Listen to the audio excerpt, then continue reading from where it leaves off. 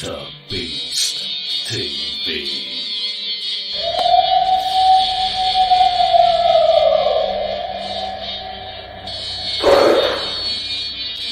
What was that? You better get a fresh dip and buckle up.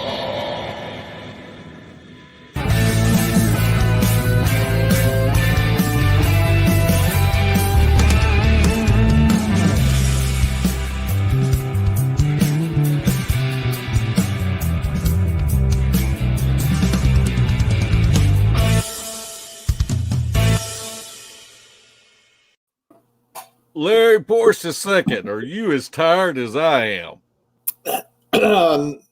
Not as tired as I'm going to be tomorrow and the next day. This is the last broadcast for Beast of the Woods at this location. And as we could tell that the pictures are already taken down. Yeah. And so hopefully we won't have no problem with the going live with you kind of in between spots and that sort of thing. Hopefully that bridge you'll be living under will get pretty good reception. Maybe. It didn't look too good today. Well, we want to thank everyone that is in our live chat. And we've got a real treat for everyone. And we ask you to be nice. And we will be taking as many questions as we can. And if someone asks me who is my top 3 people that are, let's just say, researchers that I think that are top tier and that I would want to be out in the woods with, our next guest is one of those 3. I've got that much respect for him, not only as a researcher, but just as a friend and as a human being, a person. And I can't say enough good things about this feller. Yeah, for all the people out there in this field that are making money taking people out, Kain and Eric are 2 that could show you something. Yeah. Definitely show you something.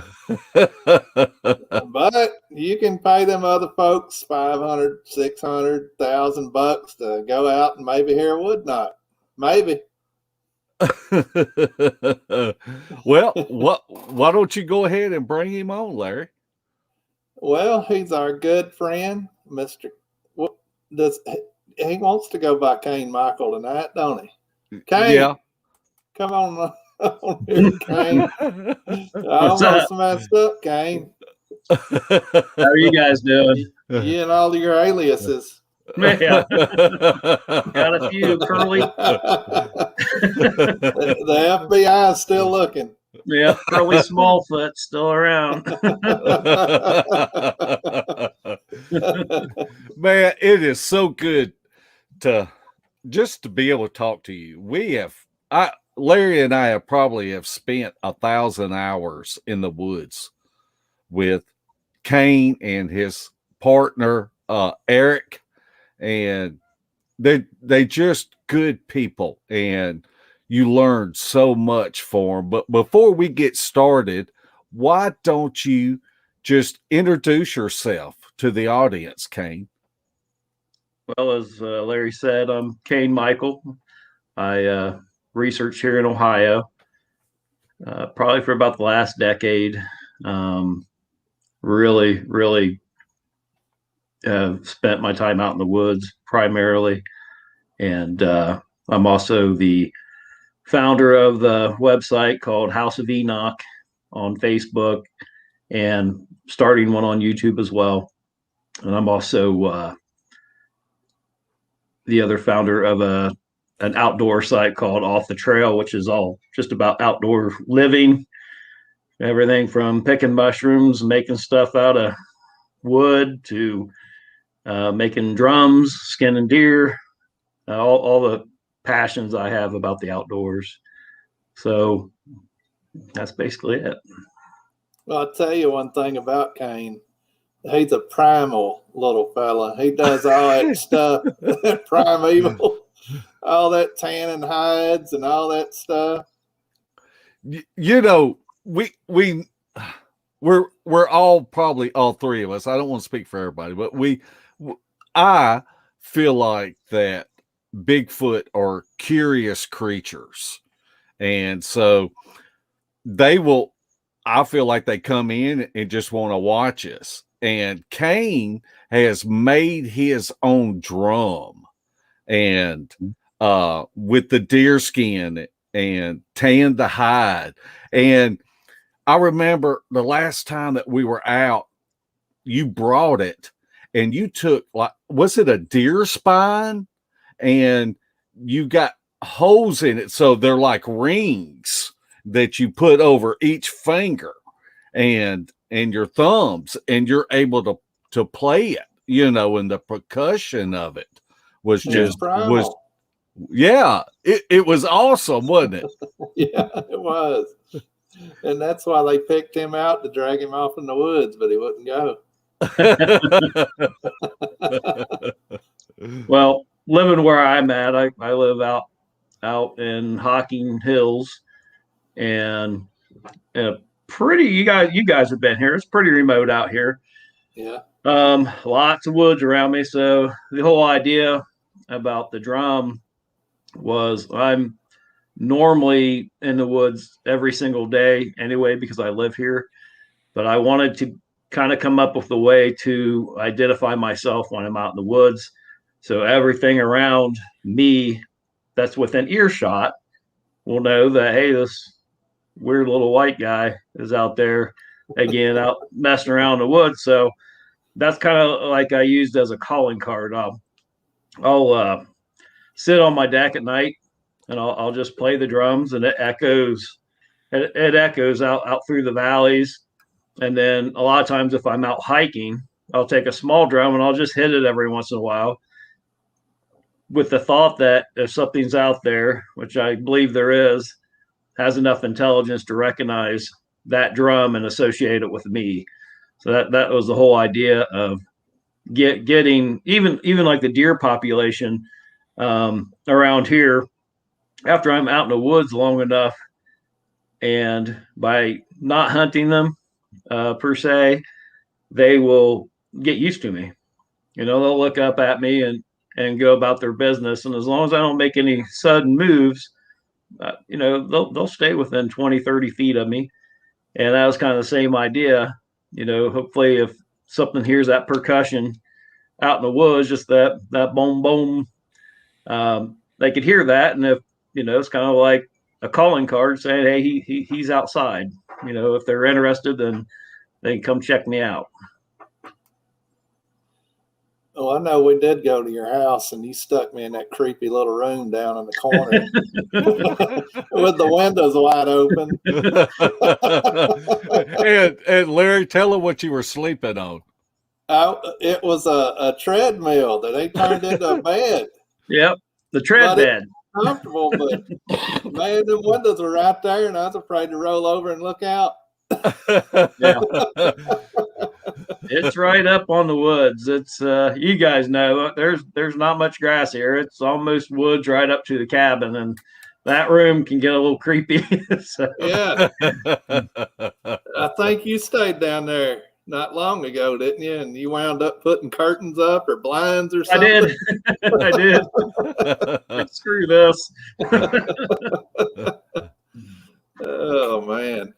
Kain has one of the most beautiful cabins that I have ever walked into.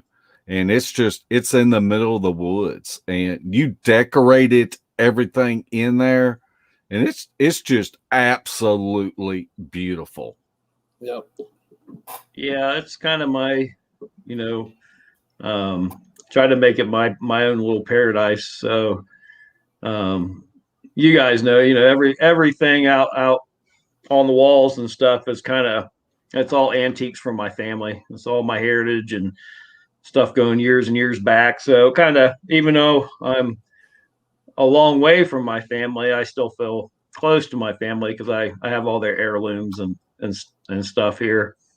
And that was the idea: move out here in the woods, be closer to nature, and just make it my own little paradise.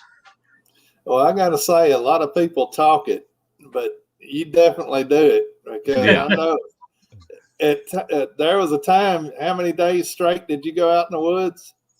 About 3 years. 3 years worth. Yeah. Yeah. I might catch up with you in 20 years. Yeah, that was part of another project I was doing, and it wasn't here. It was at my last house, but my last house had a preserve behind it. And I just thought, there's not too many people that I know that have ever done that.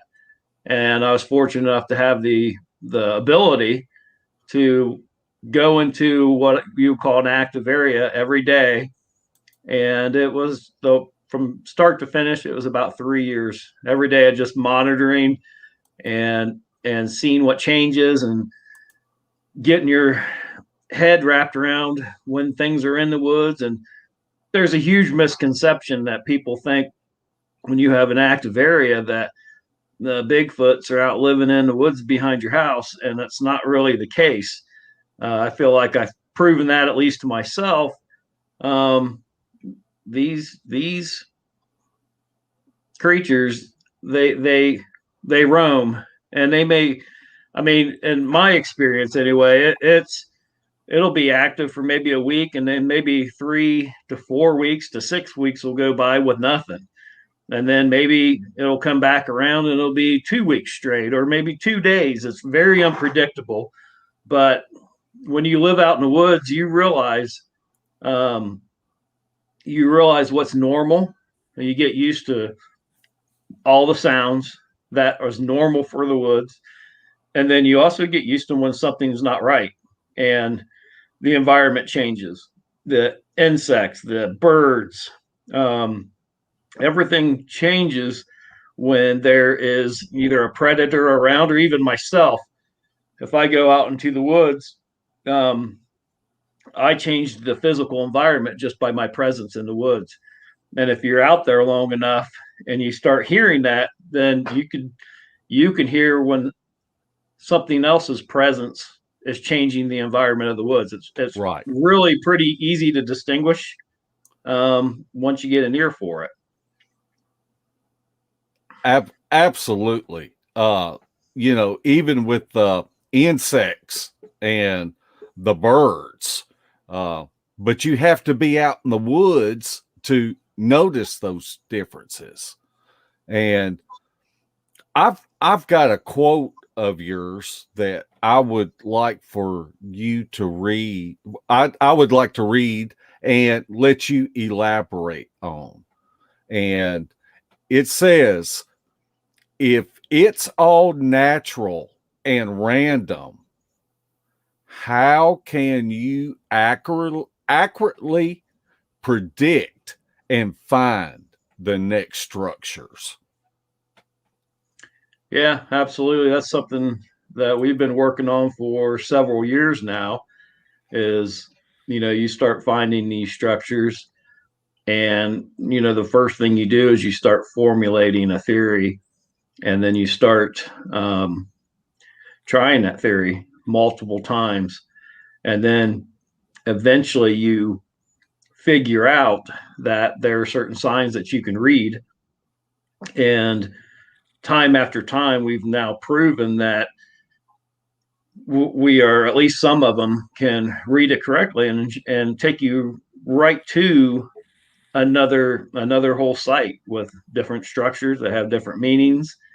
And that's something I've spent several years on, trying to figure out, and really to document and to try to have a database that I can take to someone at some point and say, here's your proof I mean, that there's no way, like my current trackway right now that I'm mapping out crosses 3 different counties, and the proof is in the data. It's just undeniable when you look at the numbers, location, elevation. There's all these factors, and a lot of times it's the same structures start repeating themselves, and that's just how can that be random when you could find a teepee structure, and then after that teepee structure you might find something else, and then you might find something else, and go a mile, find the exact same thing repeated.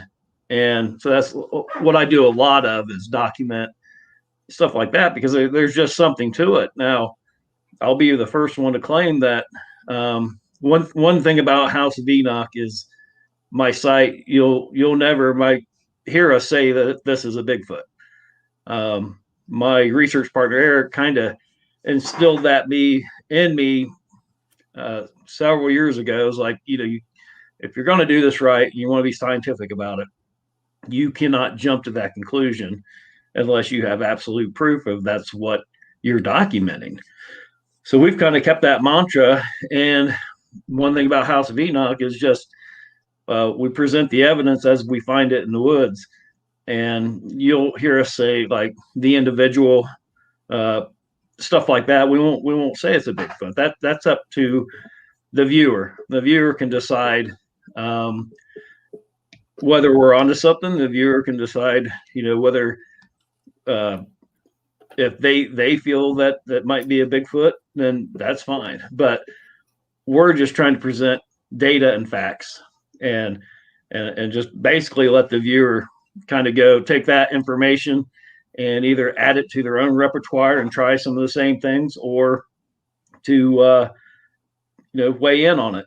I feel like good evidence, if it's presented correctly, actually gives the viewer or listeners an opportunity to have an opinion.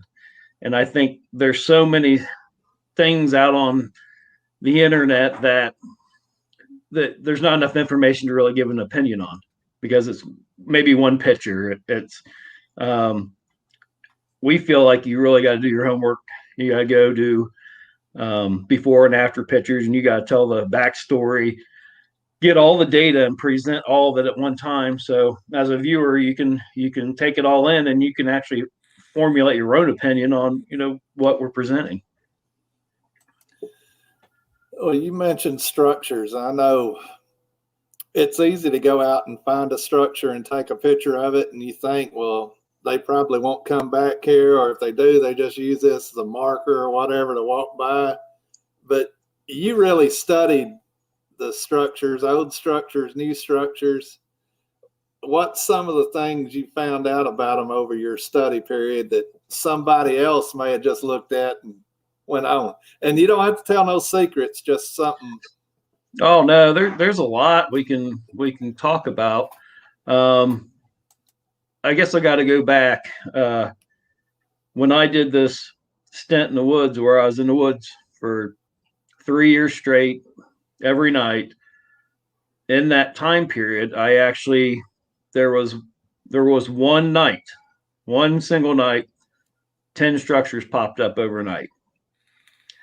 And then about a month later, 8 more structures popped up overnight. And I was able to witness this the day after. Like, I was literally leaving the woods, because I still work like everybody else. I just dedicated that time. As soon as I get home from work, at the time, I grabbed my dog and we would go out in the woods and track this certain area. And we just, rain, sleet, or snow, I just wanted to be dedicated to actually doing this and seeing. But I mean, this stuff popped up. It was in the middle of winter. I think the first night was 17 degrees that night.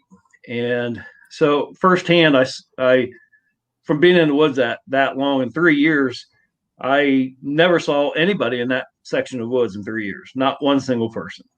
I found, I think one time there was a guy with 2 little girls out by the creek that was not even in the woods in 3 years. So the likelihood that, and these structures, I mean, they're not, if you look at them, they're not sleeping in them.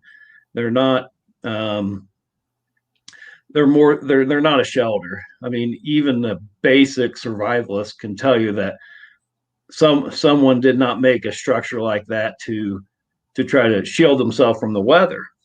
So in that, I mean, that was a big step in my learning, because also studying that structure, all 18 of them, found out that there was literally no changes in those structures after that. It was like they were put up and only in one night and never, I mean, as far as I could tell, there was only one that had a little bit of activity throughout the year. The rest of them were just there and kind of left to fall down. So that was another huge eye-opening experience for us, because before that, we'd find a structure out in the woods and we'd go back to that same area all summer, and we would think, this is a hot area. Well, that's just simply, a lot of times that's not the case. That structure's been forgotten about, and it's moved on to a newer area. So what we have found out, that once you start finding these structures, you can start to read. I mean, I try to tell people to get your human brain out of the equation. All right, too many people are looking at these things and trying to equate human ideas and values behind them, when it really has nothing to do, at least in my opinion, of what we're like. It's pointing to water. I can tell you from my own personal experience of living in the woods, I was here 3 months and I knew where 3 springs were on my property, and the property behind me. We're talking thousands of acres. I didn't need to know where the water was. I found that easily on my own, and I generally would use like an old dead tree I'd see out in the distance, and I would equate, okay, to the right of that, down that ridge is a spring there. So I really thought it was deeper, had deeper meaning than that.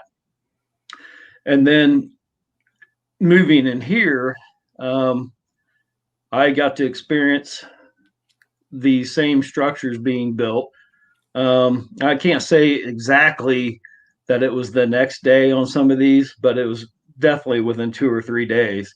Because now I have a big area that I can't do it in one night. So when I hike, it might take me the week to hike the area that I look over every week. So it might be 3 or 4 days, but I'm like, okay, that wasn't there. And the greatest thing about this is on private property. I've had stuff happen on my property, and I know for a fact that there's nobody comes on my property. It's not a lot of people out here, for one. 2, I do have surveillance cameras. I've got trail cams down the driveway. Whatever's doing this is not coming from the road. I can guarantee you that, because I do have my road very well covered in that area. So whatever's doing it is coming from behind me. And that's like 6 miles to the next road. And to someone just to put up a random structure out in the woods for someone maybe to find, maybe, it's, and the more I got into this, I started finding prints, and I was able to track the structures that were happening here. It was a 9-inch print. It wasn't that big, but I was able to track that basically into the woods, deeper into the woods. And what I ended up doing was kind of made up, try to predict, like, okay, if this thing is doing this on my property, after about 3 months or so of having some pretty cool interactions, I took those where I saw those tracks, and I put something back deep in the woods that was more on its turf, and started getting interactions there. So it was like an acknowledgement. And in that time, I really feel like I learned. Well, I know I did. I absolutely had some light bulb moments of what some of these things that were being left, and then starting to recognize, like, for doing and looking at these structures for years, I was seeing the same exact structure on this property that were the property I had an hour and a half north of here. It was the same. I mean, to the stick, the design, and all these things kind of started really opening up my eyes and just piquing more interest, and then further expanding that throughout the years into other states. We've, you guys, you've been with me on, we've been all over the country and be able to find these same things. So to be able to say it's all random and that it's somebody's out there like, yeah, I can buy, someone came onto my property and put up a little structure. Okay. But am I going to buy that they have been doing it across 3 different counties out in the middle of nowhere, no trails? I can't buy that. And it's the same thing by my pond, a giant X. And that was the next day. I walked out and I'm like, where'd this come from? And that's the kind of stuff, at least for me, there's truth there. Cause I like I said, I just know there's not people coming onto my property. And in the meantime, over by studying that, now I have 6 X's. And if you imagine me where my head is, my cabin and my area where I live, the X's do this. You're right around my property. So it's really, really interesting. Maybe it's a, this is ours, this is yours type thing. Some kind of acknowledgement, but it was absolutely, at least the one by the pond was meant for me. I firmly believe that. I even had a red bug. I think it was a planter and it had blown off the deck or something. It was in the pond.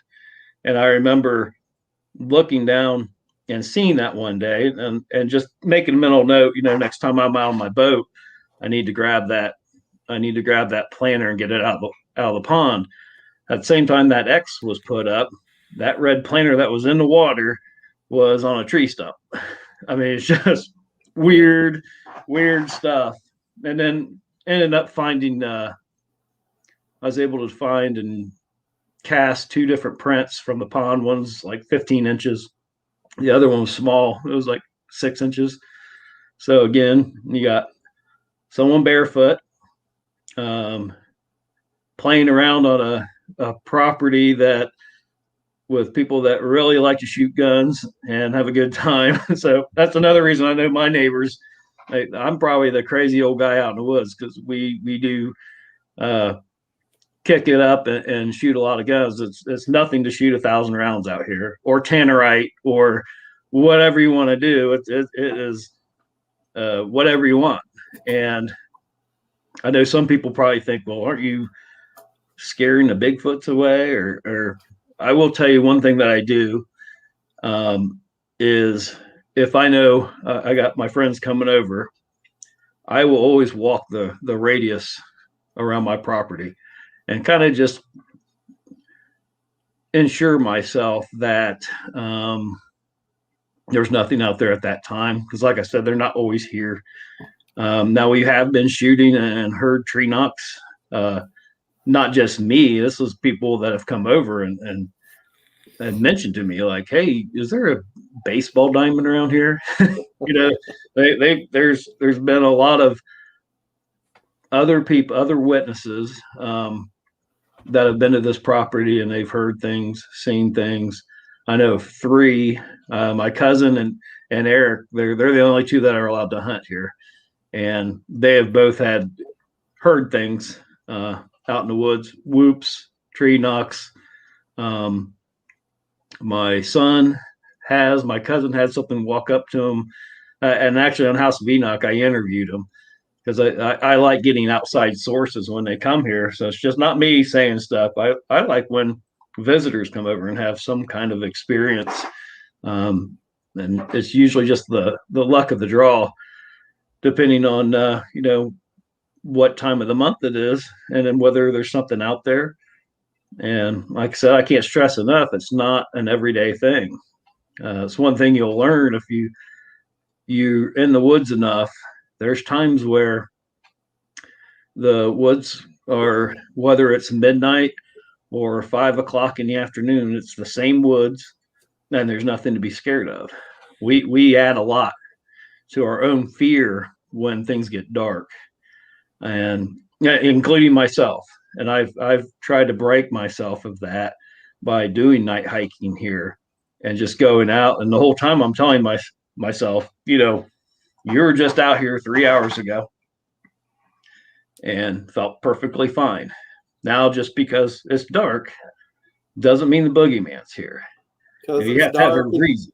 Because it's dark and you see eye shine in your flashlight, don't mean anything.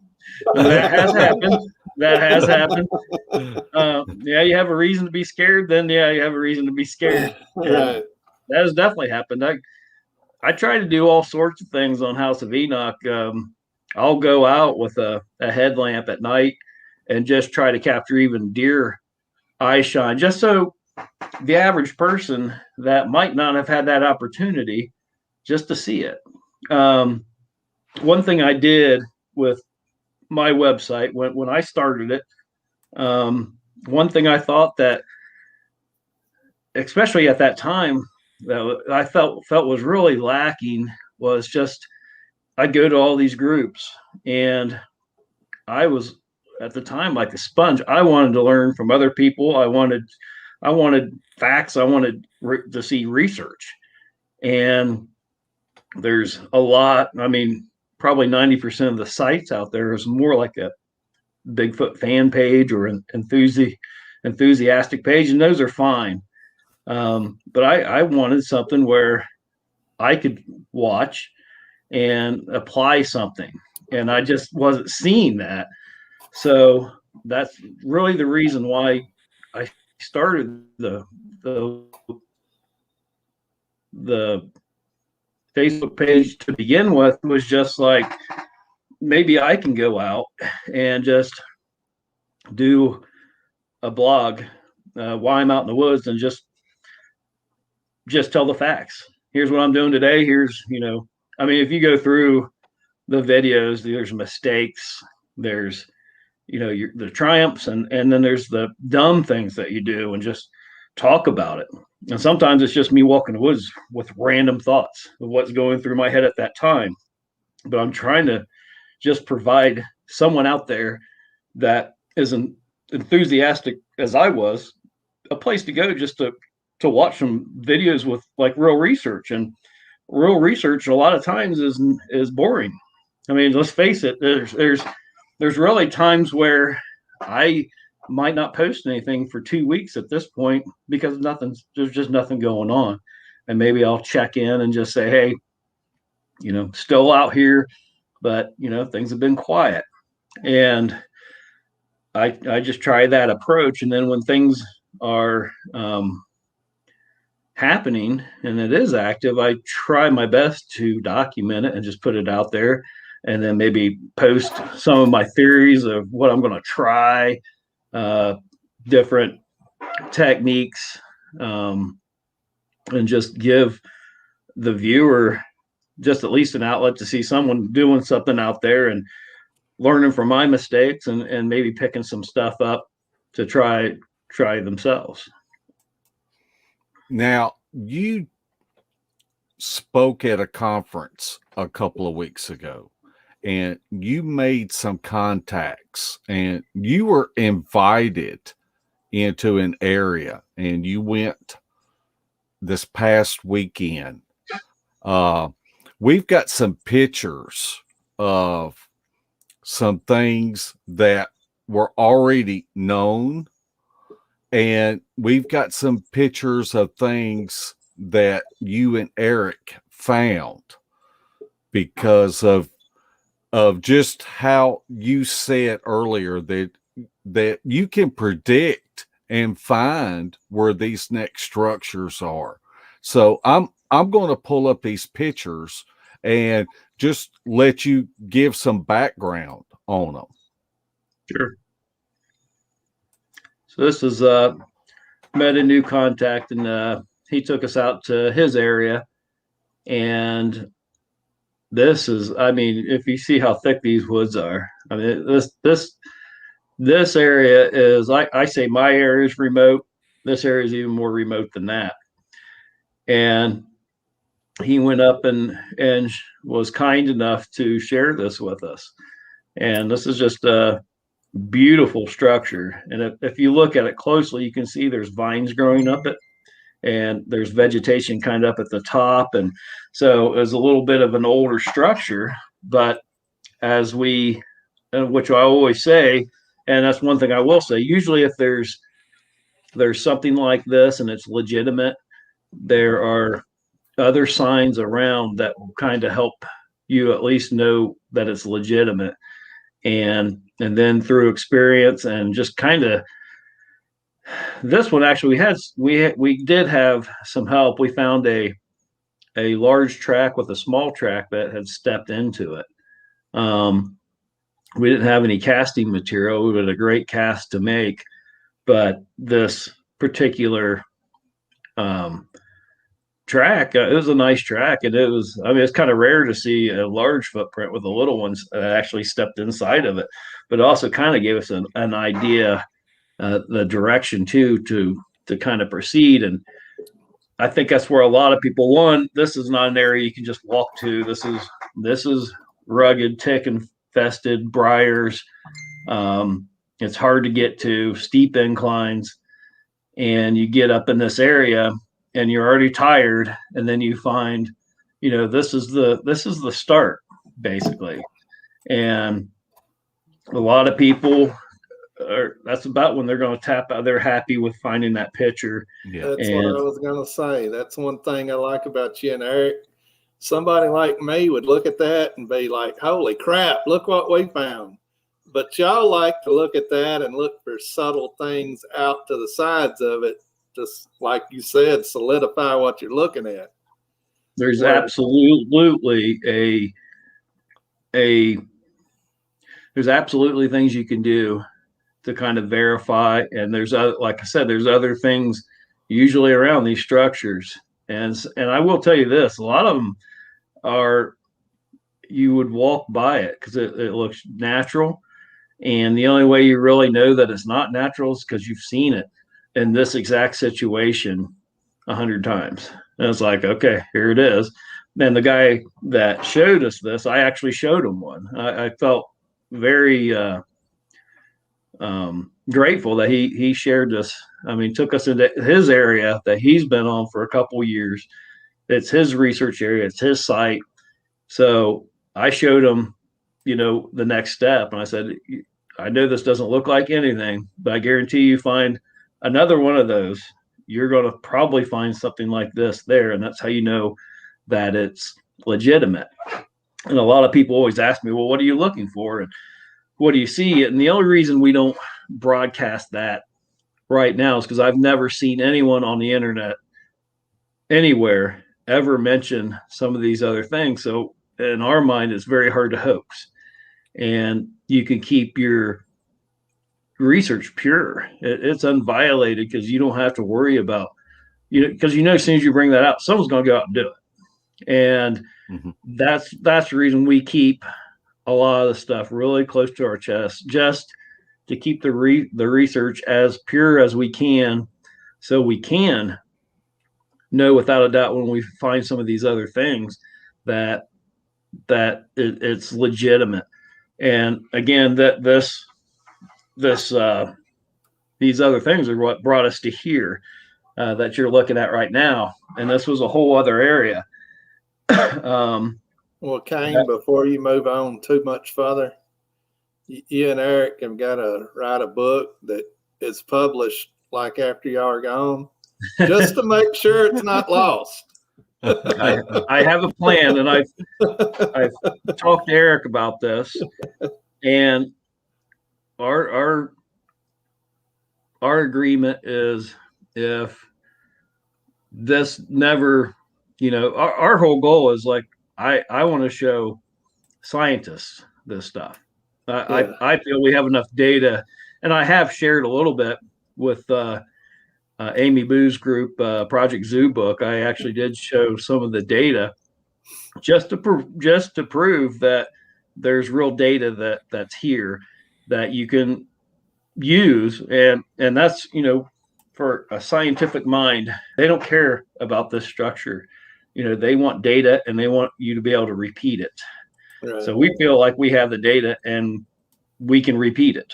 We can go to the next area and so I have repeated it in different states. yeah, that's kind of our little call out. We'll go, if an area is active or has had activity and has stuff like this, we feel extremely confident that we could go in and put someone on some more stuff pretty easily.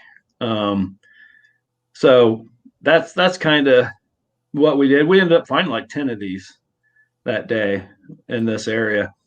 And this general area is not very far from an area Eric and I had researched a couple of years ago where we had actually found a nest out in this area. So I told this person that we could go out and since he was willing to show us his area, we'd be willing to go in and show him what we found, and maybe we can connect some dots. We can advance our research and his research real quick within a matter of weeks, because we spent well over a year in an area not too far from there, and he's been out there. So combining our research in this certain area, it's going to connect a lot of dots. I have no doubt about that.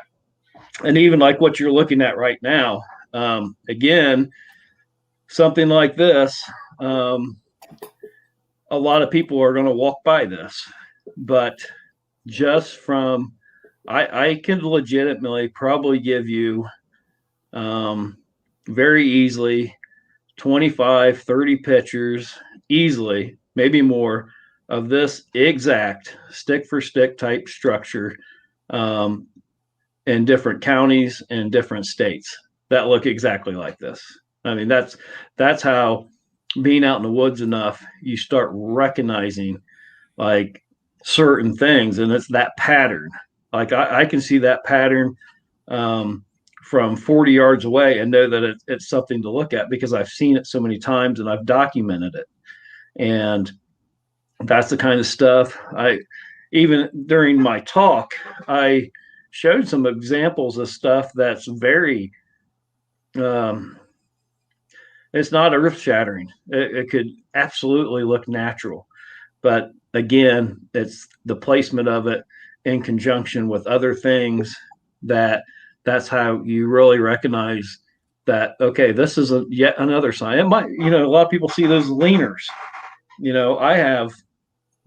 I have pictures of 3 years of sticks documented, the same leaner, same stick, but throughout the course of 3 years, it would move to tree.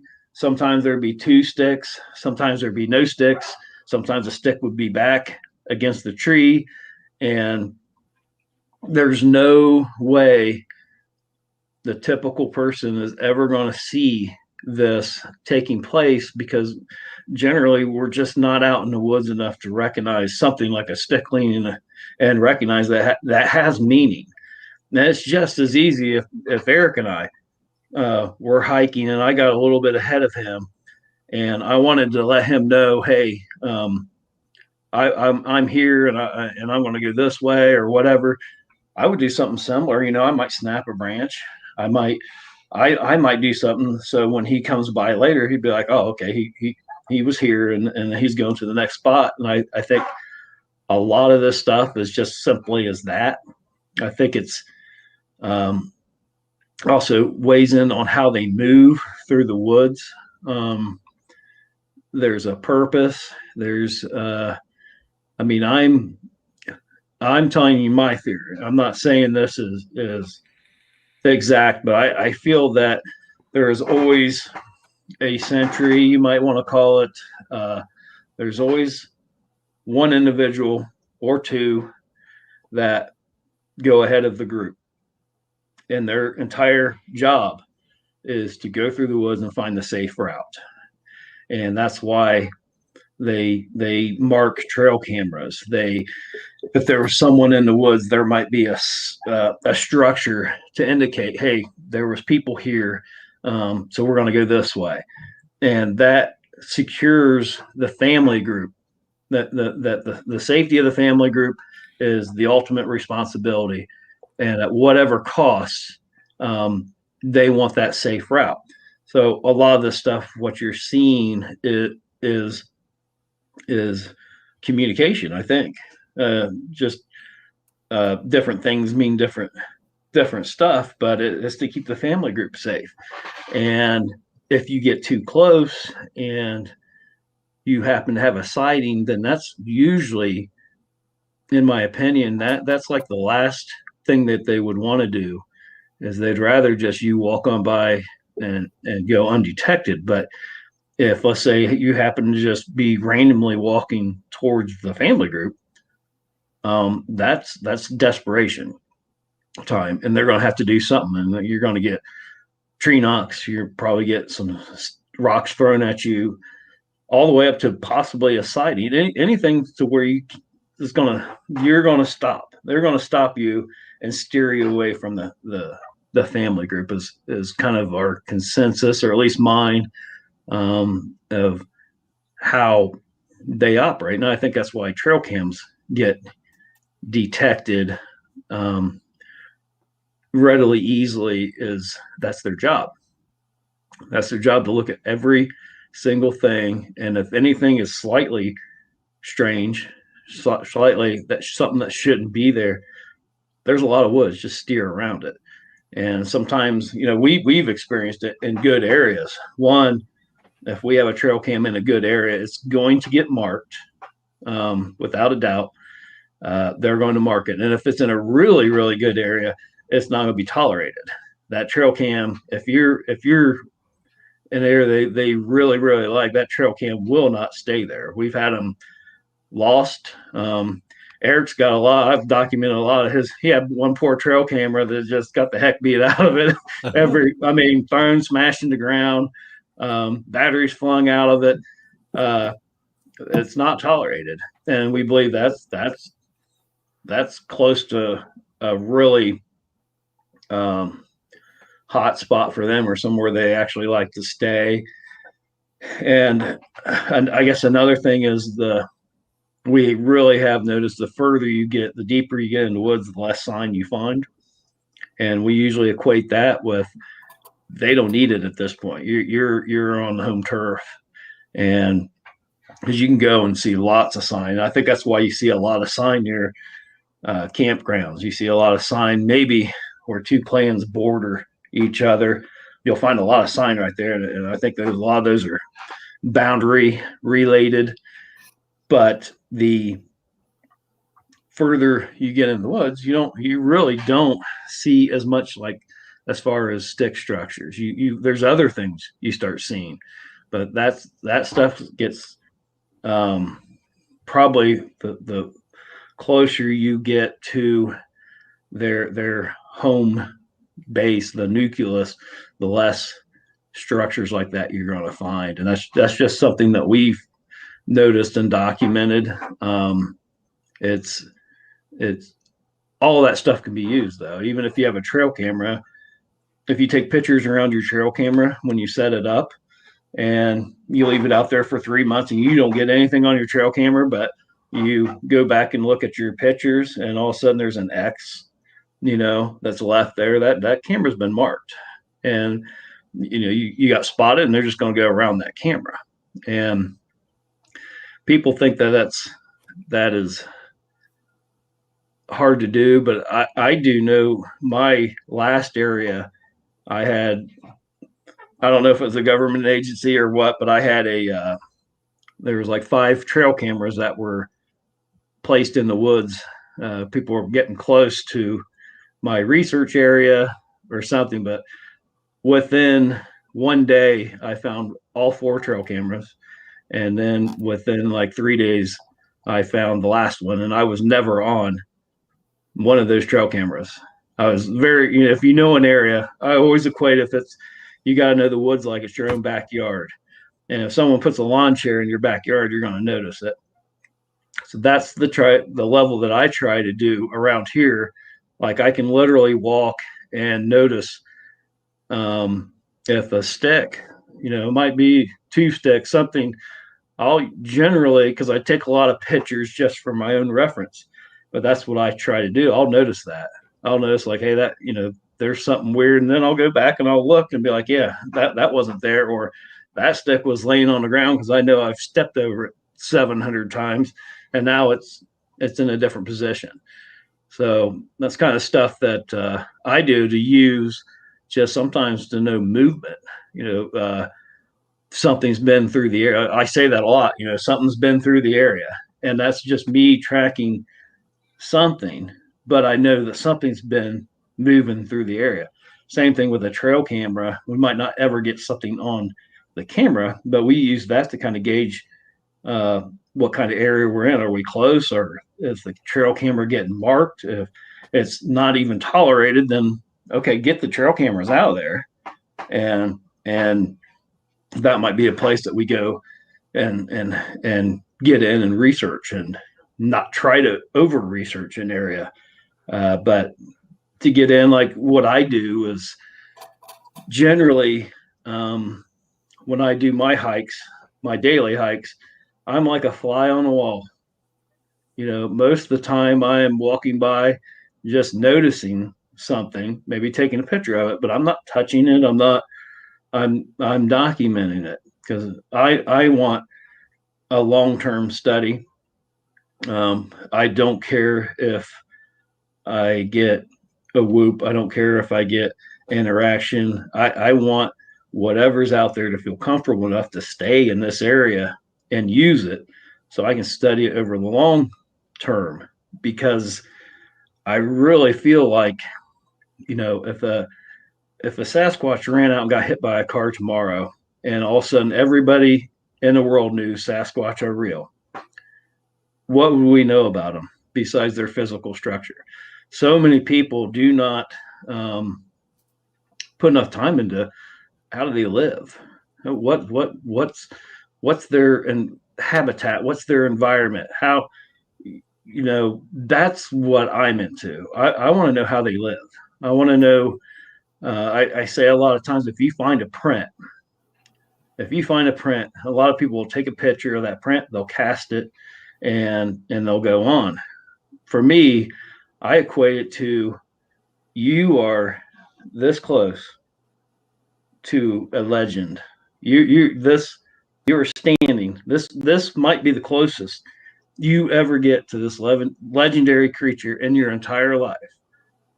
And you're just going to take a picture of it and walk away? I'm not. I want to know every single detail. I want to know why it's there.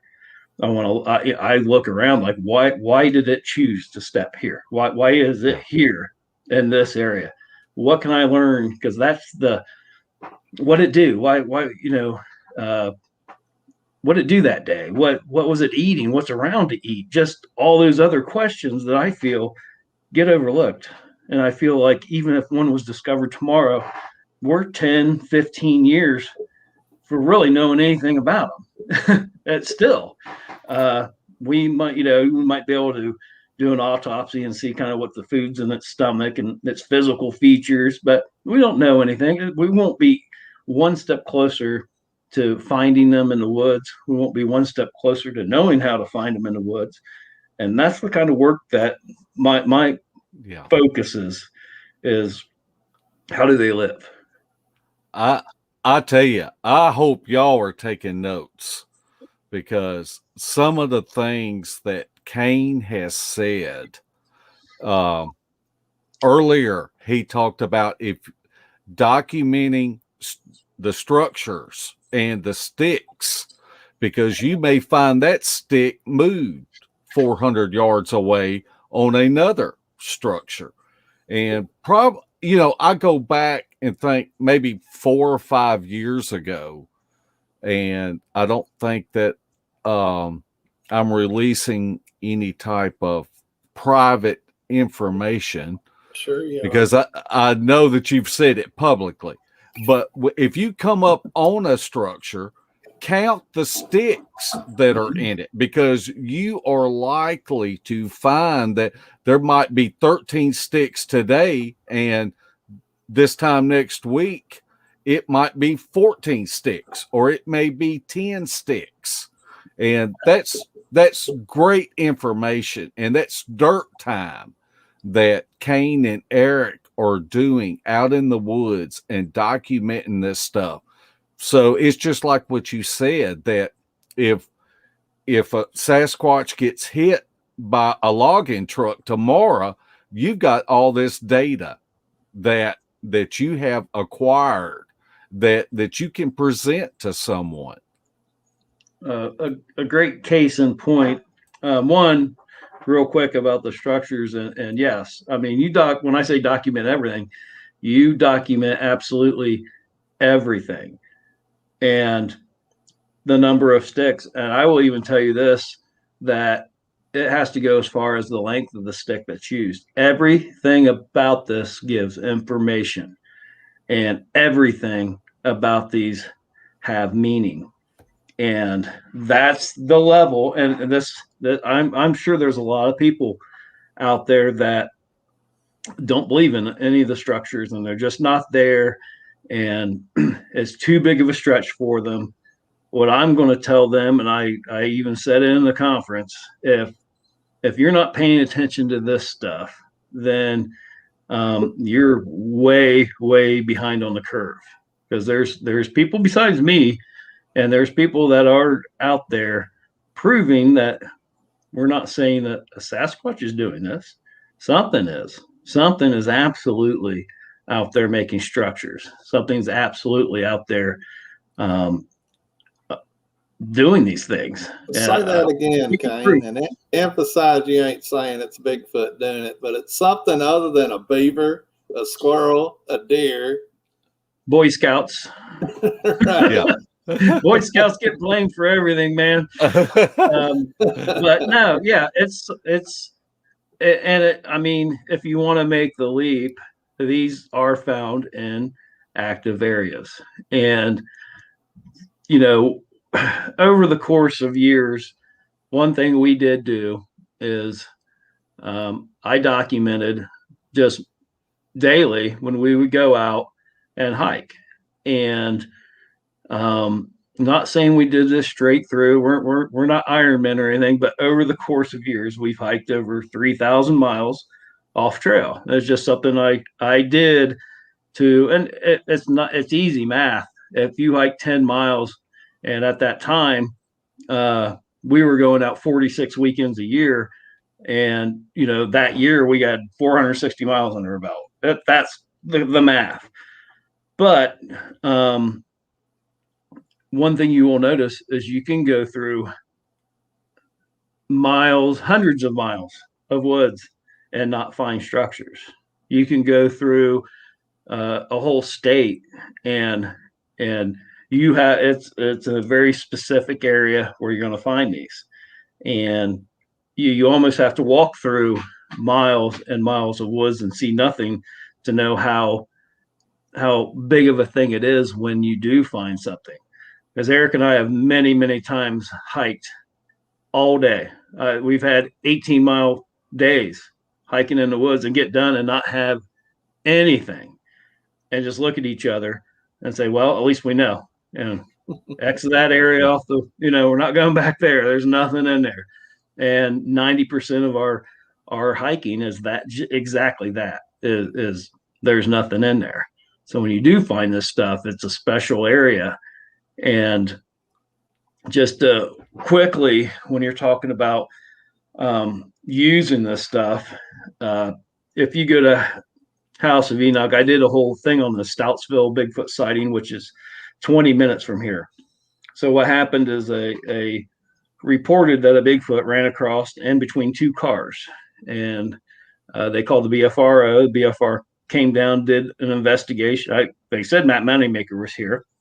They did an investigation, and basically what they did is they got an eyewitness report, which was a good report. They got a GPS of the area, and then they kind of went around the field and looked for prints. And that was really it. I mean, that's as far as they could take that, which it was a good report. I mean, it's not slamming anybody. That's just what they had to work with. In the meantime, this, by tracking and logging all this data, prints, everything, like I said, this is 20 miles. I go by this area all the time. I got to looking at my site map, which, if you can see, there's several of them right on the wall, where I put pegs. I'm looking at that, and I'm like, we've been tracking something through the woods through 3 counties, and it is a direct beeline from my last pin on the map. You move over here, and there's the Stoutsville Bigfoot sighting. So now all of a sudden you have an incredible amount of data, not just without ever seeing this creature. I know the environment that it lives in. I know the paths that it chooses. I know the areas that it likes, because we have documented that. We did a 6-day, I think it was 6-day hike, where we tracked from here all the way to this area to where our last pin was, and it made a big radius. But this is going on 3 years just to get what we've gotten. But it's like, look at that. I mean, there's some real data. There's footprints. I have 2 casts, and I believe one of them might be that individual. We have structures. We have all this stuff. We have little areas where it looked like it stayed for the night, that we've documented. And it's just, it's really just some brush kind of pinned down, overlooking a big, deep gully. And something definitely stayed there, something that had the ability to pin down and give itself not so much shelter, but to block its view and kind of make a little blind with the trees and stuff around it. That was all I firmly believe was tied to that same sighting. So a lot of times when we're out in the woods, especially me, when I'm out in the woods, and if I see something, 9 times out of 10, I document it, and I have no idea whether it's going to produce fruit or not. I'm just documenting it, and I document everything. And, a lot of times I end up throwing stuff out, but through the course of time, it just takes boots on the ground, and it takes dedication for someone that's willing to zigzag huge areas through a county and record all the data they find. And then eventually you take all those pins and you get your GPS and you lay it out on Google Earth, and I guarantee you, your eyes will be opened, because you will see a pattern, and then you'll know, like, okay, I'm going to throw out this, I'm going to throw out this, but look at this right here, and then you zero in on that whole area of woods. And anyone can do this. Anyone, it just takes dedication and takes the willingness to actually do it and hike, a week straight and not find nothing, because what you're looking for is that one strange thing, and then you're documenting it. And maybe it's something, maybe it's not. Later on, though, that's when you'll kind of find out that what's important and what's not. And then you start seeing the big picture. So what my areas, I'm concentrating on the big picture. I'm looking for the travel pattern. I'm looking for the radius of where these things are, so that then once we have that, we can either go out, kind of like we did Salt Fork. We went out the night before, we did some calls, we got a response, and we had enough knowledge of the area to say, okay, if it's here, we're gonna camp, over here Saturday night. We're gonna get out in front of them and let whatever's out there come to us. And that's exactly what we're trying to do here. It's something that we believe that if you have enough data, you're not just randomly picking an area out in the woods. Given the right circumstances, that if you get the timing right, something's going to come through. You're in the exact spot you need to be in. You're not guessing and hoping. You're there, and all it is at that point is just timing, hoping that it gets to you when you think it's going to, or that it doesn't already pass you or whatever. But that's our strategy is to get this radius and this data so we can use it. We can use it when we do go out on a weekend or whatever. It's just all the hard work in between to get to those great nights. And here's what I want to say about that. Whenever Kain and Eric invited us to Salt Fork, they told us that if we get a return call whenever we go out, we're going to get in front of them and we're going to have action. And if any of y'all doubt that they're telling the truth, you can go back and watch the video on Sawdust Beast from that outing and hear all the experiences and hear the audio. They were on us as soon as we went in that woods, pretty much. And they didn't let up till the last night. They didn't really bother us that much. But the first couple of nights in there, they were on us like stink on poo-poo. That took, for the viewers, that weekend was 5 years in the making. That was 5 years of research to be able to predict that spot and to be close enough to the action that we could accurately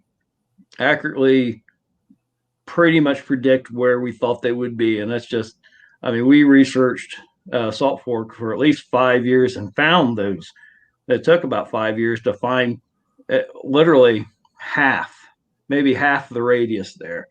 There's still huge chunks that we never did go back. It's a 2-hour drive for me now, but even with that, we knew if that area right there, that radius, if we get them over in that area, we believe that we could get ahead of them. And I think we did that weekend. Oh, yeah. Yeah. No doubt. Do you know my favorite part of that weekend, or one of them? Kain pulled out a pendulum and held that thing up and asked if Eric was going to die this weekend, and that thing started moving. And man, Cheryl's eyes got big, and yeah, I love to ask those questions in the middle of the night when things are getting creepy, and I'll never ask them about myself. I'm just concerned for all of you. I don't need to know. Tell that story real quick about you and Eric way out there by yourselves, and you asked that question and what you did. Yeah, we were literally in an area that it was one of our encounters that we had. It was one of the best encounters we ever had. We decided we would go spend the night that weekend at Ground Zero, exactly where it happened. Now, this is an area, steep cliffs. Once you're there, you're there.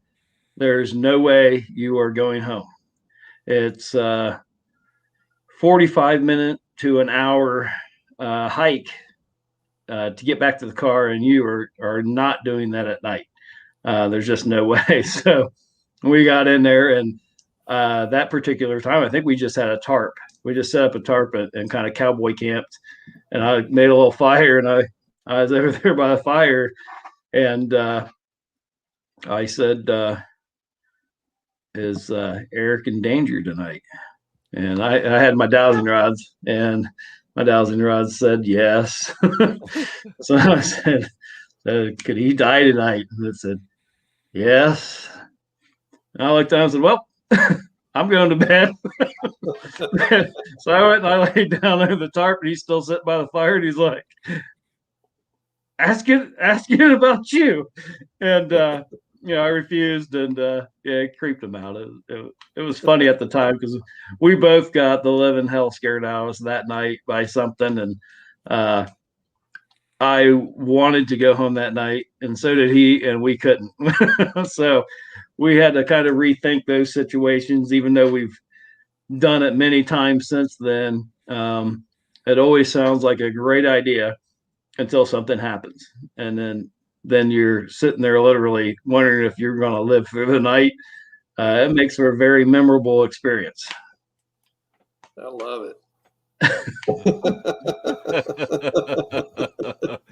And a lot of people bring up on the podcast about Larry eating chili off the ground, and Kain was there to witness it. Larry ain't gonna lose a meal. Not a couple miles out in the woods, ain't. No, sir. We were talking about that weekend on Larry's channel a week or two ago, and it was really funny, and we talked about what you packed in. And all you had that fur coat. You looked like a pimp out there. Still about frozen to death that night. Yeah.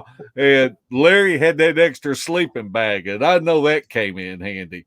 Oh my God. Yeah, that was a godsend. I had my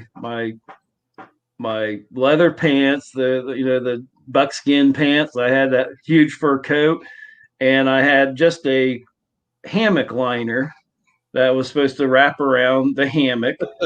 And like an idiot, I bought a brand new hammock. I never checked the hammock before we left. I thought I had a jungle hammock, and the first thing I noticed when I get there is it's got a net across the top. So this is during a blizzard, 17 degrees, and I have a net over me.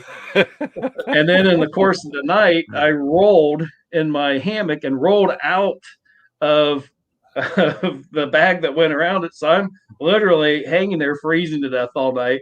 I distinctly remember that morning waking up and I couldn't move my legs. I had snow all over me.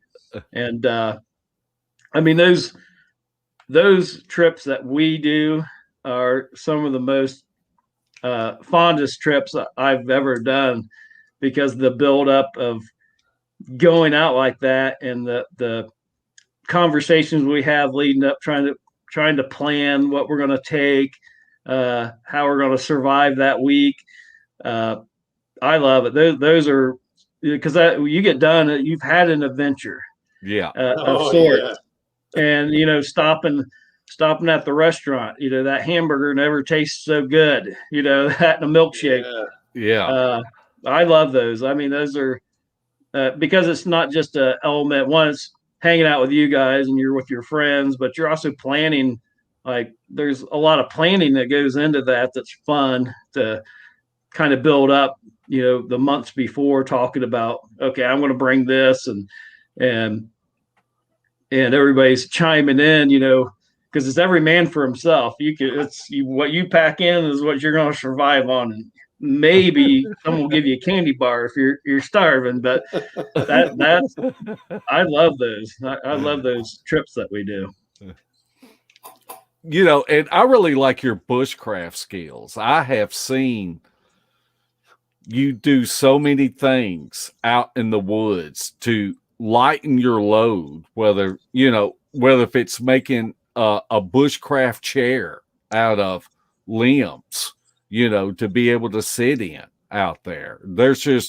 It seems like every time that we get together, you have thought about something that you're going to do and make out there in the woods that you will be able to use. And it's something that you won't have to carry into the woods with you.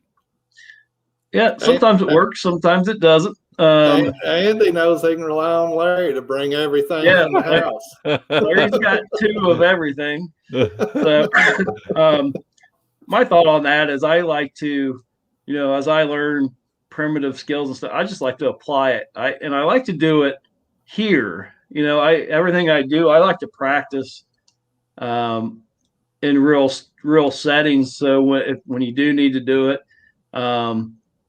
you're not doing it for the first time just because you saw something on YouTube. You've actually done it enough that you feel proficient at it. And that's one kind of good thing about going out camping like that. You actually have time to kill. So you have time to maybe experiment and make a chair or Eric has that swing chair that he does now. And so he doesn't have to carry, his other chair was maybe 3 pounds. So this one's probably a pound, and then he has to make the rest. But that's, he's saving 2 pounds. And those are the fun conversations, like how can we lighten our load enough? And that's what we do here.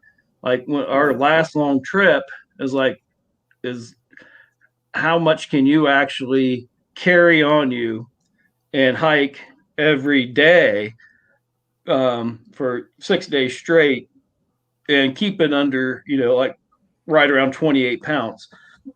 That's your water. That's your research gear. That's the other thing that kills a lot of people, is that we're not just hikers. We're researching. So we're carrying cameras, and you're trying to just get everything down to the bare bones. Like, okay, I've got 5 pounds of equipment, this much water, this much food. And then depending on what type of year, what kind of hammock you're going to use, what, do you need a sleeping bag, all those factors in your, we've learned that you really can't be mobile and hike long distances like that with, much more than 30 pounds. And that's hard to do. That's really hard to do. And that's when you start talking about supplementing, or Eric's going to take the water bladder and I'm going to take a machete. And then, okay, he's going to take this. So you're both not carrying the same thing. You're having conversations like, I want to take this. Even with our gear, I'll be like, okay, I'm going to take this, this, and this. And you'll be like, all right, I'm going to take this and this, and then kind of break it down.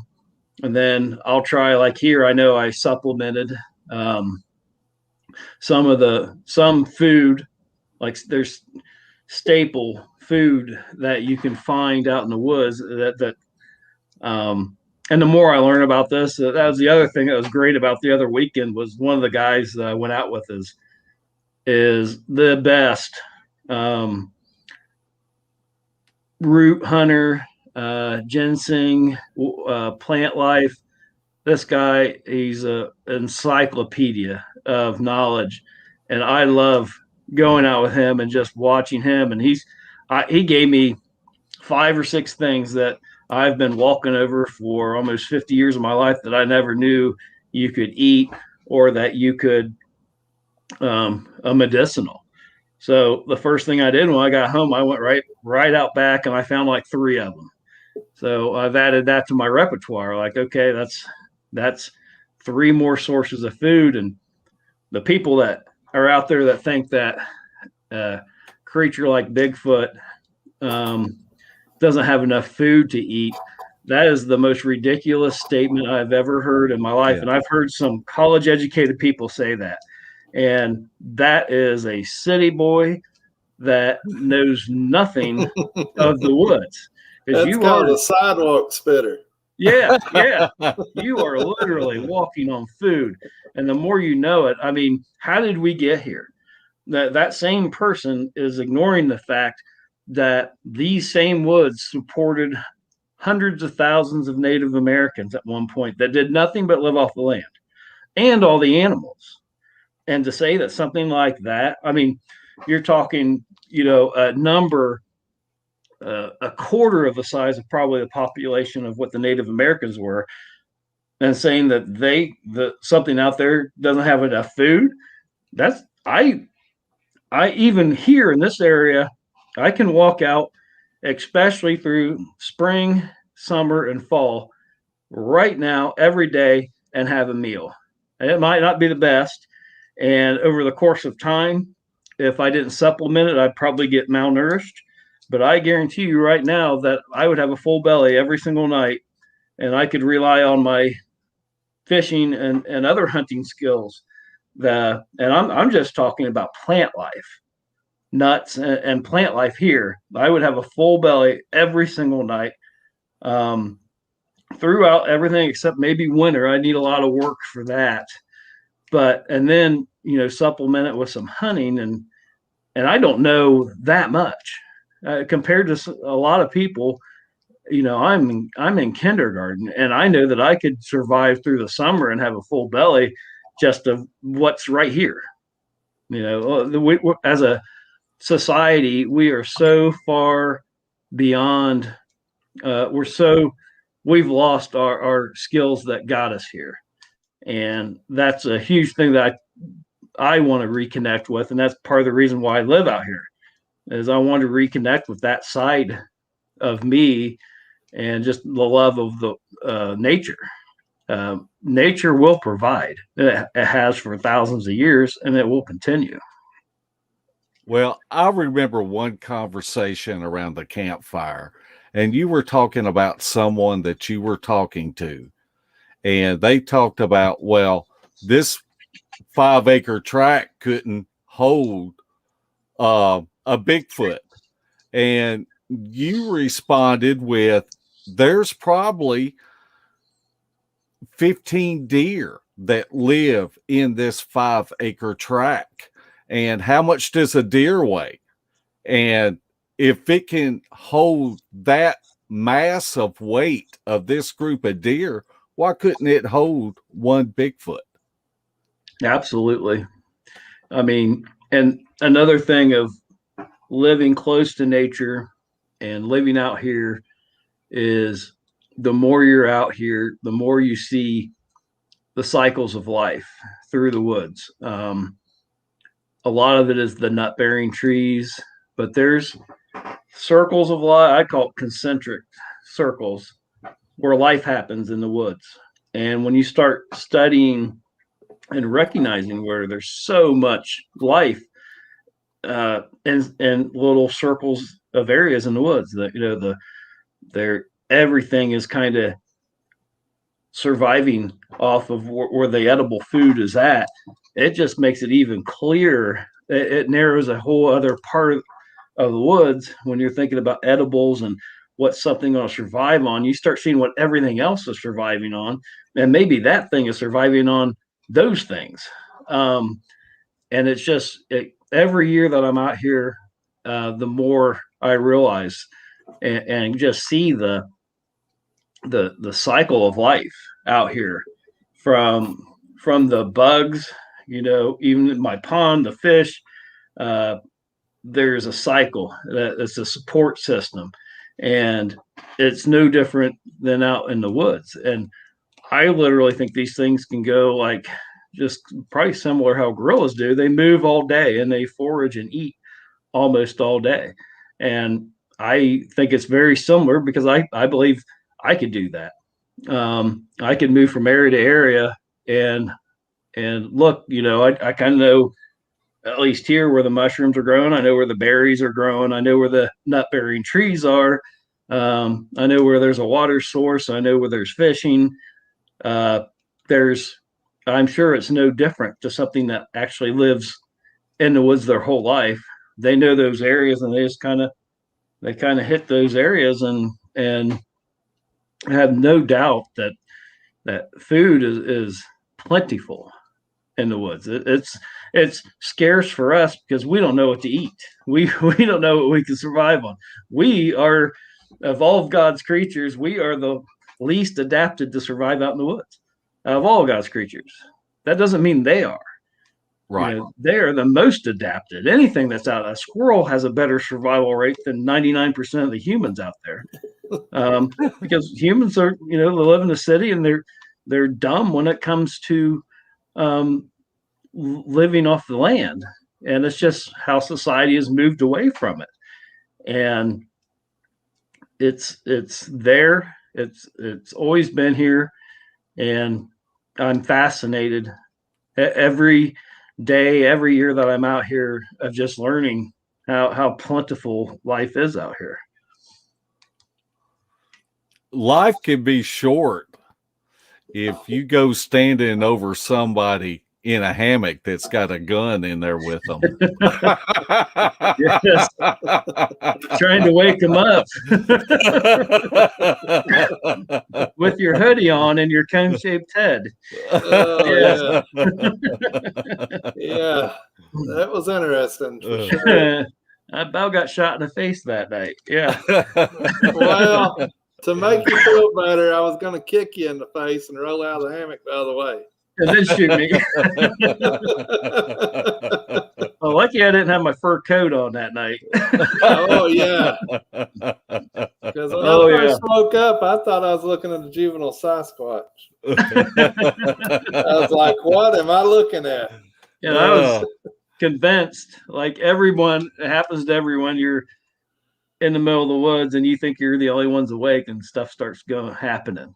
And that's exactly what I thought was going on, not realizing that, some of them were asleep, but there's a lot of them that were listening. I'm rolling out of my hammock and doing a crawl across, like trying to wake guys up because it's like it's about to start, man. They're here. But that night at Salt Fork, that was a great strategy that you came up with. Let's just let this fire die down and we'll act like that we've gone to sleep. And I want Emily that night. Yeah. I think me and you pretended really good. Yeah. But our whole thought process behind that is when we got up there, and it was obviously we weren't the only ones up there. The strategy was let's ignore it and not pay attention to it and not do anything. We didn't have to do any calls or anything. They were already there.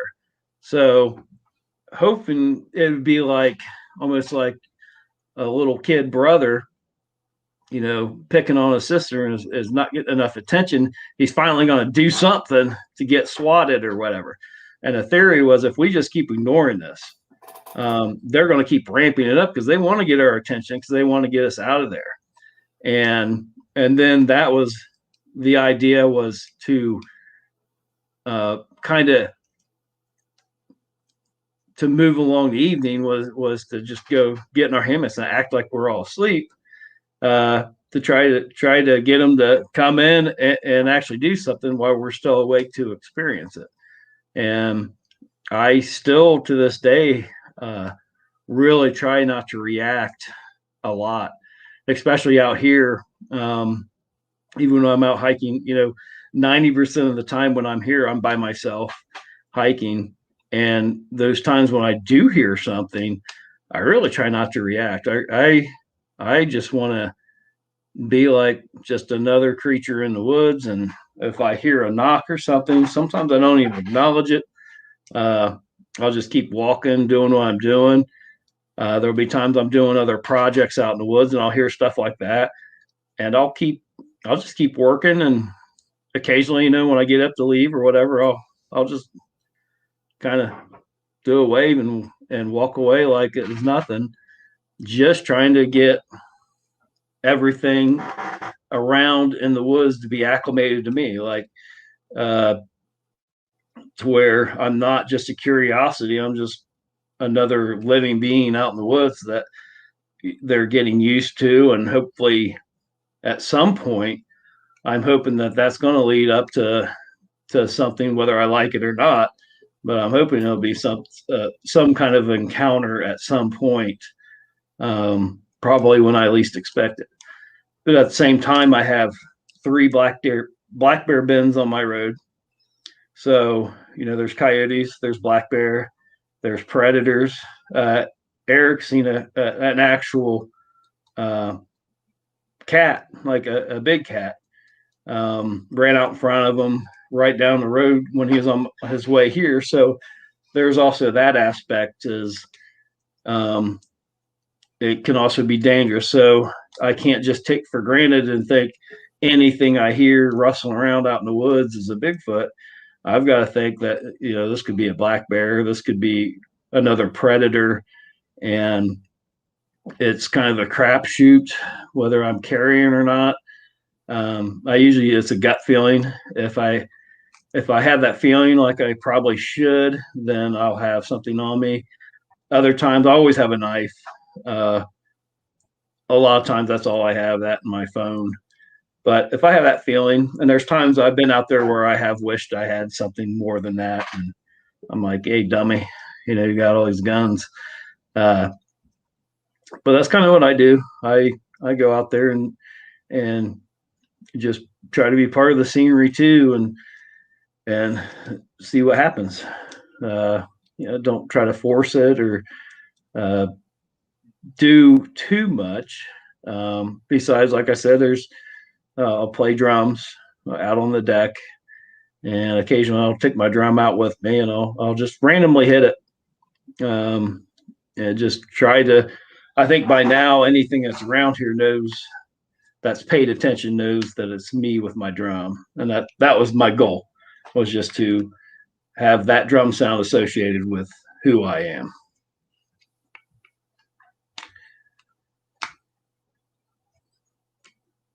Look at him, Kain. He's just talking away and you can't hear him. What an amateur. He's still talking. See, if he'd unmute his mic, you'd be able to hear him, Kain. What I was going to say is, I cannot believe an hour and a half has gone by. And so if you got questions, put them in all caps. I know Spencer had to put his little girls to bed, but this is one that he asked earlier, and I think it's a good question.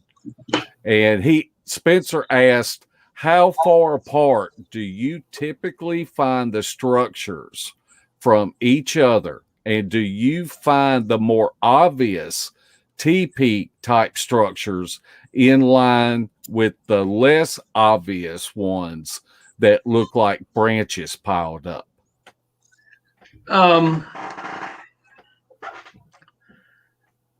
It varies, but the teepee type structures, I would say, are further apart than some of the other things. Let's say that's like, maybe there's something special about those. Those you're not going to find every 100 yards or anything like that. Usually what you'll do is you'll find something like that, and then around in that area, you'll find the other smaller stuff.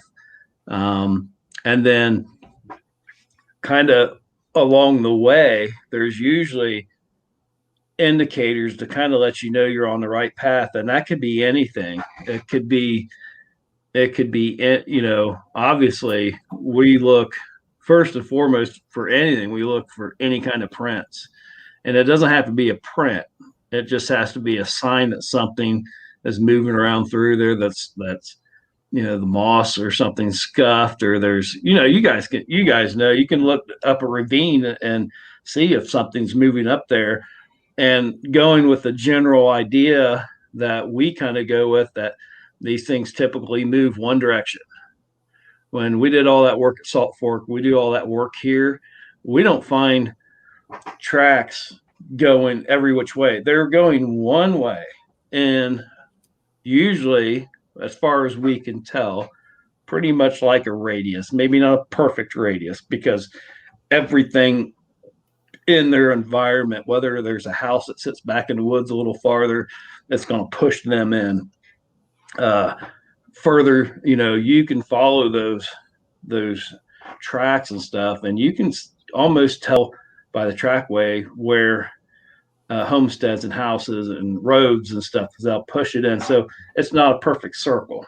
But I can guarantee, if you're on a trackway and you're, let's say, walking near a fence line and you're tracking something, then you see a farm in the distance, you're gonna instinctively, you should know at some point you're gonna move deeper into the woods.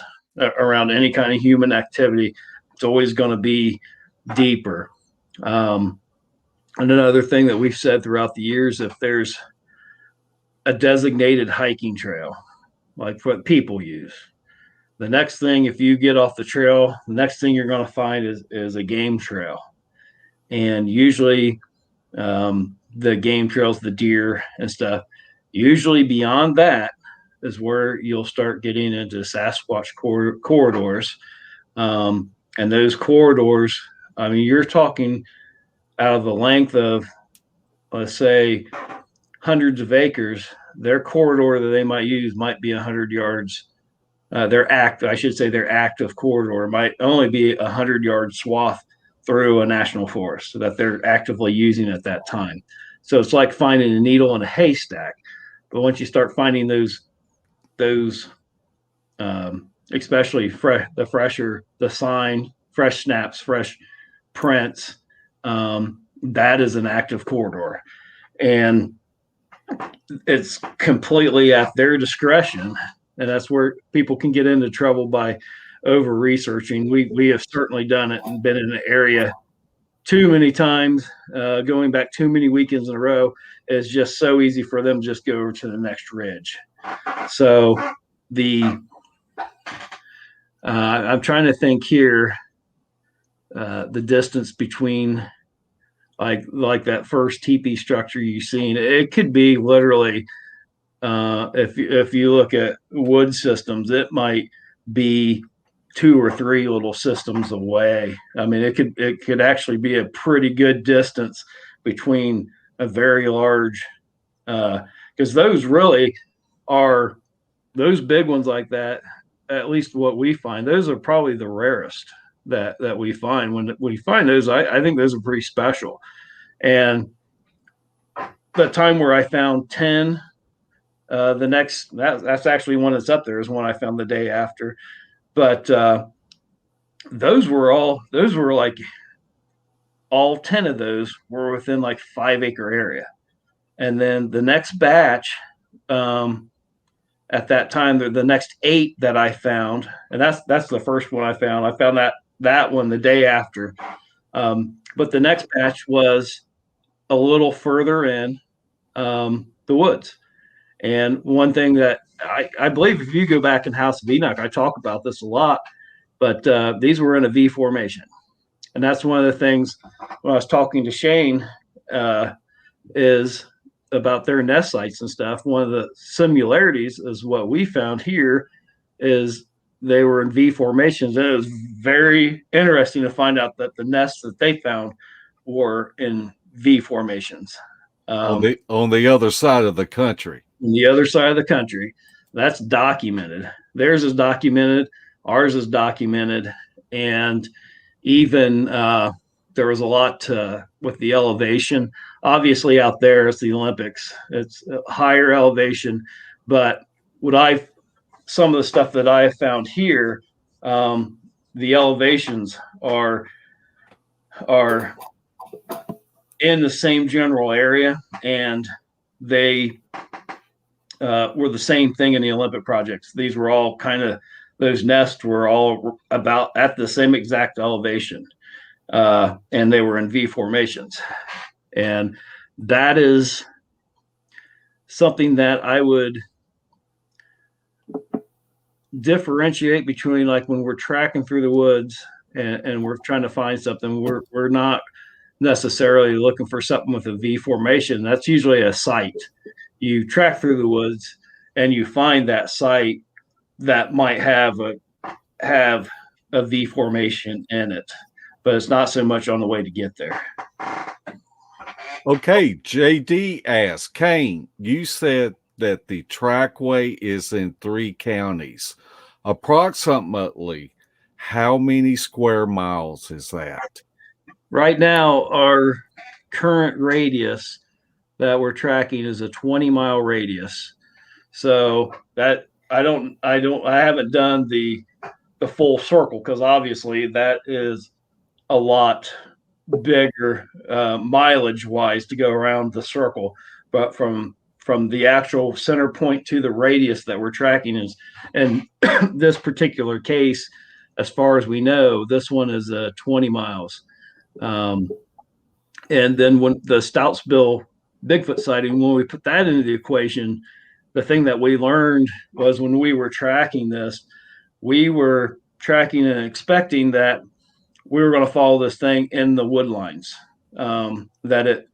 this thing was going to follow the woods. So that's where, and I'm sure it does, but whatever was spotted out in Stoutsville was from the woods through a pretty large area of farmland for the night, and then probably made its way back.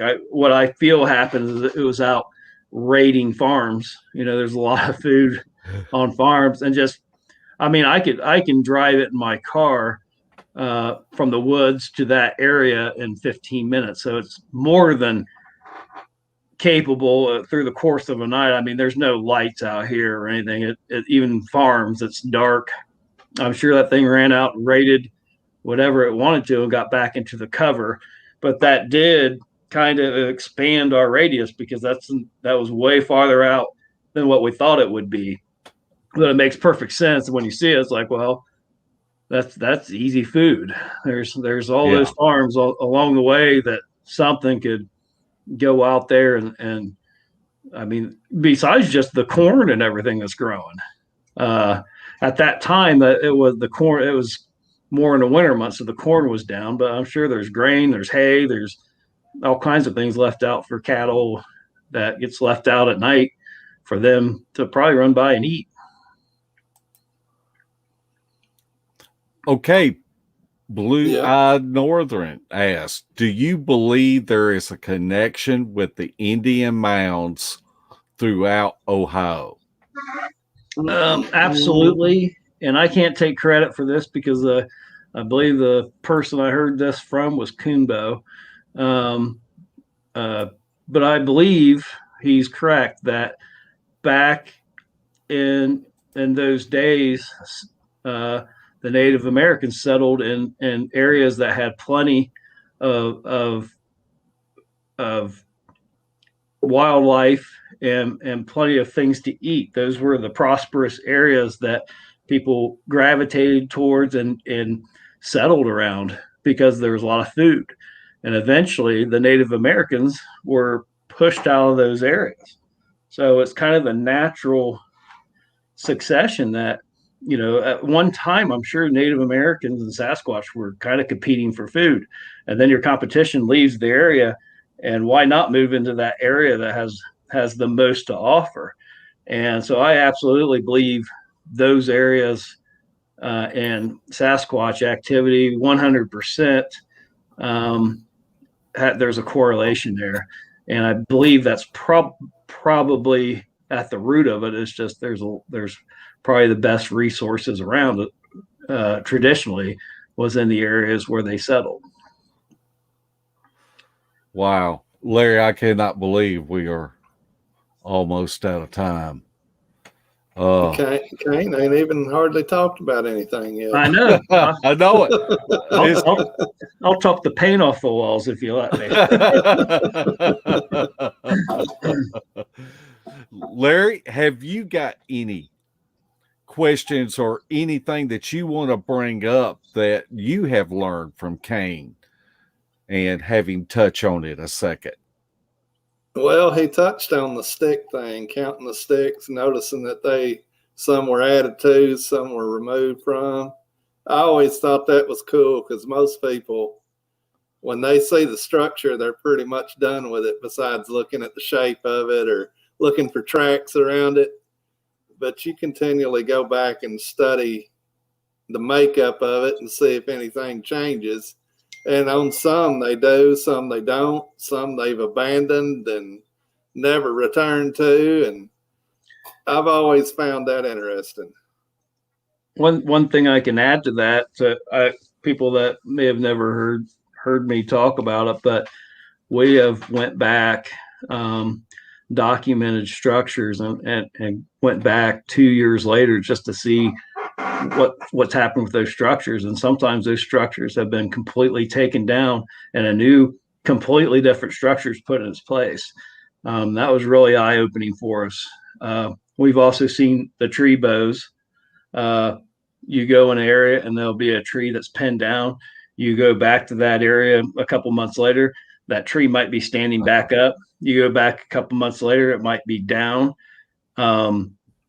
There's stuff like that that's going on. Even here, I have noticed, especially here, there's almost like what I would say is a cycle of these, like some of the structures that came up after I moved in. There were some here when I moved. That's the whole reason I even moved here, because I saw some stuff out in the woods. That's why I picked this location. But over time, some of the new ones that popped up, I've documented now. Those are no longer. Those have been taken down, and there's new. I don't know where I'm at with it on my theory, but I almost kind of, I guess in my mind right now, it's I'm thinking kind of like spring cleaning. You go through and some of the X's that were on the property that were put up are now down, and there's a totally different structure nearby, and not just one, but the same new one put like in the place where the other X was. So there's some kind of communication going on there that meant something at that time, and it means something different now. And that's just one of the things that I'm documenting. I cannot tell you what all these things mean. I believe I have a good idea of some of them, but I mean, in the realm of this, we're all dumb.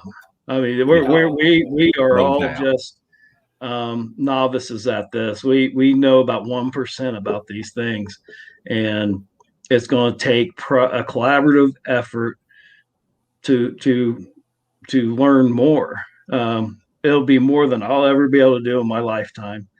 And I just try to take the knowledge that I'm learning right now and apply it. And then again, I don't even know if I ever finished when he told me not to make sure that we wouldn't lose it. But what we agreed upon, if something happens to either one of us and nothing happens, we will 100% give all of our information to the First Nations. That's what we've decided on, because we feel that would be the most responsible group. Because I don't know, they're pretty tight-lipped about stuff. I would love to talk to them to see what they know, because I honestly feel that some of the stuff we've learned might have been forgotten over the course. I'm sure there might be some that it's out there and it's kept very quiet for a reason. And if that's my goal, if this doesn't come out and I'm getting old, and if I don't pass this on to a younger person, which is kind of my hopes, that can just carry the torch. But if it comes to that, either he or I, whoever lasts longer, will go to First Nations and be like, take it or leave it, but here's our body of research, and here's what we have come to find out what some of this stuff means. Yeah, that's pretty cool. Except they probably know some of it, or I imagine they do. To me, there's so much knowledge in, if you just pay attention to what we do know. I mean, one of the words for Sasquatch in the Native American language is Sitka. And Sitka translates exactly to stick Indians. Now, if you equate the stick structures that we find to that word, stick Indians, it is not a far stretch to think of a native tribe thousands of years ago walking into a corridor of woods and seeing a teepee structure and being like, we're not going in there. That's theirs. And correlating these stick structures with another race of Indians in their mind, and that's where they got the name Sitka. I mean, to me, that makes a lot of sense. And these structures have been around forever. that's not a new thing, and that might have been one of the ways they were identified back in the day, and that's how they knew, because they definitely had areas that they either said were haunted or areas to stay away from, and boundaries that could very well have been the boundaries that they would see, the giant X's and the teepee structures, and that knowledge may or may not have gotten lost, because they did essentially move out of that environment as well, as all people kind of did, from the pioneers to the Native Americans. We moved out of the woods, and only a select few stayed, and they're the crazy people that I love to hang out with. That are close to nature, and they're usually the ones that are closest to really what's going on out there, are the ones that are still living it. We are absolutely out of time. Larry, have you got any final thoughts? I want everybody out there to go to House of Enoch on Facebook. I know it's where Kain's got most of his information right at this point in time, and to check it out on YouTube also. He explains stuff, his mindset, his thoughts on stuff, and he explains things a lot better than most people ever thought about it. So go check him out on Facebook, House of Enoch, and YouTube. Kain, do you have any final thoughts? I hope people check it out. I mean, it's an honest, humble approach to this. I'm not going to tell you anything that I haven't not experienced myself. It's a boots on the ground type site. The whole I know there's over 100 videos, and I'm not sure how many just pictures, but that's what it's there for. It's almost, if you go start from the beginning and work your way, and it was kind of like taking people along for the ride. I know there's some people that can't get out in the woods. There's some people that are physically unable. It was just kind of a way to put a camera on me and go out and just talk about research. You don't find anything else on that site but research. Whether it's good or bad, there's still research. That is so true. And I'm just honored that we have had 5 years or so of being able to get out in the woods. And I want to say that Kain, when he says he's humble, he's very humble. Yeah. And there is a lot of people that talk a good game, but Kain is a teacher. And that's why I said at the beginning of the show, if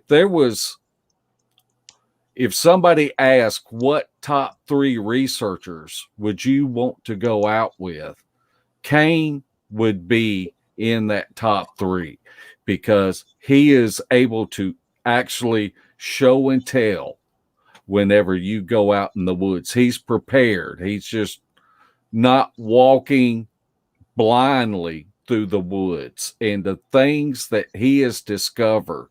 And that's why I just want to encourage everybody like Larry to go to the House of Enoch Facebook page, go to the YouTube channel, and subscribe, because when Kain's one of these people that when he goes talking, everybody gets quiet and they listen, because the knowledge that you share, it can save you years of boot leather that you would be out there before you started connecting the dots and saying, oh, and I just appreciate that so much out of you, Kain. I love you guys. You know that. We'll be out in the woods again, and always look forward to it. And again, you guys have one of the sites that I really appreciate, because it is one of the few ones out there that is research based. And I think there's a super hunger for that. There's so many people out there that are probably listening tonight that just want to learn more research. They want to learn.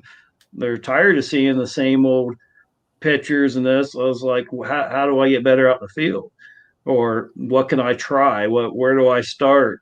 You guys have an awesome site for that, and I'd be surprised if you guys haven't been hit up.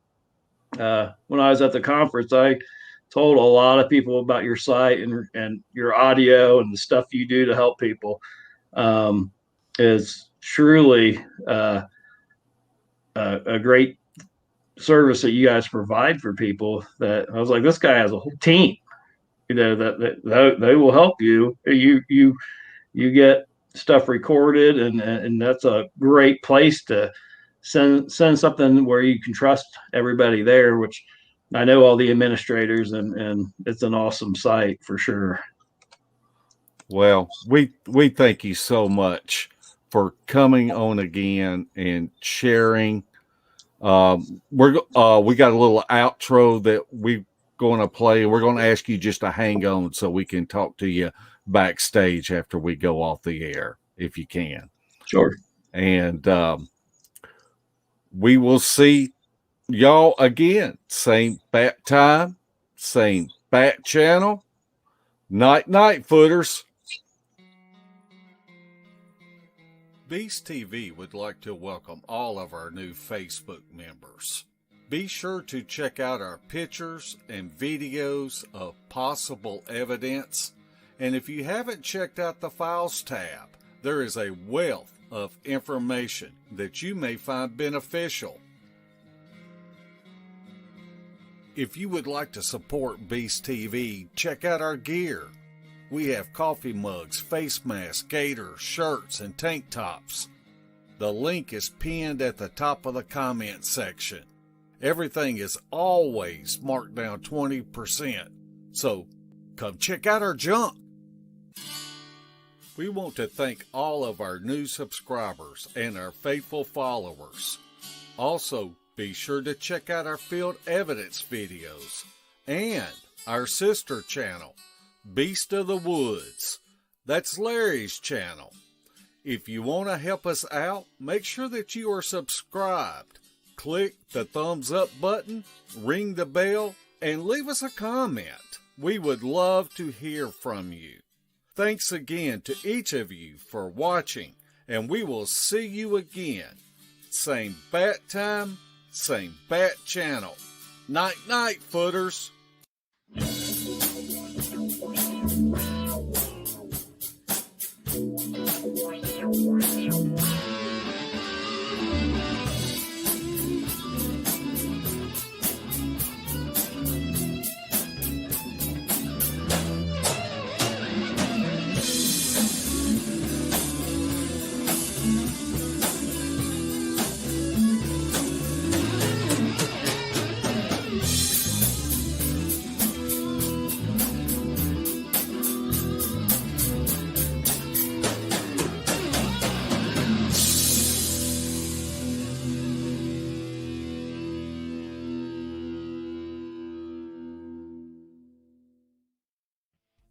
This has been a Sawdust production.